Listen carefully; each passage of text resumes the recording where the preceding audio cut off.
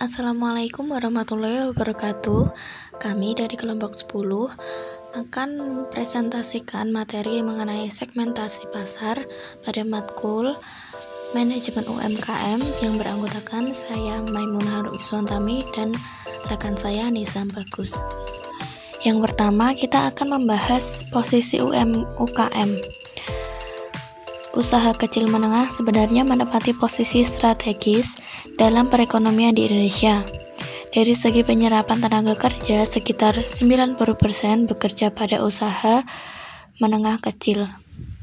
Di Jepang, pertumbuhan ekonomi yang sangat cepat telah dikaitkan dengan besaran vektor UKM. Sumbangan UKM terhadap penciptaan lapangan kerja di Amerika Serikat sejak Perang Dunia II juga tidak bisa diabaikan. Dengan melihat kenyataan tersebut, negara berkembang mulai merubah orientasinya ketika melihat pengalaman-pengalaman di negara industri maju tentang peranan dan sumbangan UKM dalam pertumbuhan ekonomi. Pada perbedaan titik tolak antara perhatian terhadap usaha kecil dan negara-negara sedang berkembang atau NSB dengan negara-negara industri maju di titik NSB, posisi UKM dalam keadaan terdesak dan tertandingi oleh usaha skala besar dan menengah. Adapun beberapa keunggulan usaha kecil dibandingkan usaha besar, antara lain: yang pertama, inovasi dalam teknologi dapat dengan mudah dilakukan dalam pengembangan produk. Yang kedua, hubungan manusia yang akrab di dalam usaha kecil.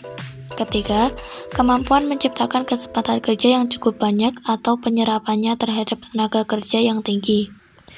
Yang keempat, fleksibel kita dan kemampuan menyesuaikan diri terhadap kondisi pasar yang berubah dengan cepat dibanding dengan perusahaan skala besar yang pada umumnya birokratis. Terakhir, terdapatnya dinamisme manajerial dan peranan. Di sini akan menjelaskan tentang segmentasi pasar dan kriteria.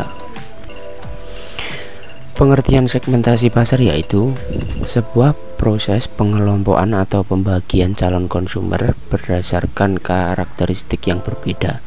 Hal ini bisa ditunjukkan sebagai pembagian pasar yang berbeda-beda atau heterogen menjadi beberapa kelompok pasar yang homogen. Setiap kelompok tersebut dapat ditargetkan untuk memasarkan sebuah produk sesuai dengan kebutuhan, lokasi, dan karakteristik pembeli yang ada di pasar tersebut. Kemudian, tujuan pembagian pasar. Setelah mengetahui pengertian segmentasi pasar, selanjutnya adalah harus mengetahui tujuannya. Tujuan dari pembagian pasar adalah untuk meningkatkan volume penjualan.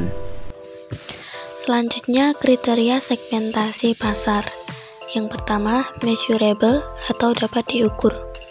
Segmen pasar dapat diukur dengan dasar volume atau nilai penjualan. Hal ini membutuhkan riset pasar yang andal dan mampu mengidentifikasi ukuran segmen pasar. Yang kedua, substansial atau substansial, yaitu kriteria selanjutnya hal yang berkaitan dengan substansi. Pendeknya, membuang anggaran pemasaran ke dalam pasar yang tidak cukup besar tidak perlu dilakukan. Yang ketiga, accessible atau dapat diakses. Ketika Anda melakukan riset pada segmen pasar, ada baiknya dapat mempertimbangkan bagaimana audiens bisa mengakses informasi mengenai produk dari perusahaan. Selanjutnya, differentiable atau dapat dibedakan. Pada dasarnya, segmentasi pasar yang bagus dan ideal harus homogen secara internal. Artinya, semua pelanggan di dalam segmen tersebut mempunyai sifat dan preferensi yang sama. Yang terakhir, actionable atau dapat ditindaklanjuti. Kriteria segmentasi pasar yang selanjutnya adalah harus mempunyai nilai praktis dan harus menyediakan informasi mendukung untuk metode penjualan. Selanjutnya, keputusan strategi yang timbul dari segmentasi pasar. Para para perencana pemasaran ini menyadari bahwa karakteristik konsumennya menjadi dasar untuk menentukan strategi. Tetapi kenyataannya justru terbalik, di mana manajer memberikan fokus pada respon segmen-segmen berbeda terhadap strategi yang telah ditentukan sebelumnya. Karena itu, penentuan segmentasi pasar seharusnya didasarkan pada variabel-variabel yang akan mempengaruhi perilaku membeli konsumen. Untuk menentukan segmen pasar dapat dikelompokkan dalam 4 kategori berikut. 1. Geografi, meliputi daerah, iklim, kepadatan penduduk. Kedua, demografi, meliputi usia, jenis kelamin, jabatan, agama, ras, nasionalitas, ukuran keluarga, gaya hidup keluarga. Yang ketiga, perilaku, meliputi sikap, pengetahuan, manfaat, status pemakai, loyalitas, kesediaan membeli. Yang keempat, psikografi, meliputi kepribadian, gaya hidup, kelas sosial, tetapi dalam kenyataannya jarang sekali hanya satu dari dimensi tersebut yang digunakan untuk menentukan segmen pasar yang efektif. Dalam praktek sering digunakan kombinasi dari dimensi-dimensi tersebut, memberikan rekomendasi mengenai dasar-dasar yang digunakan untuk menentukan segmentasi sebagai berikut.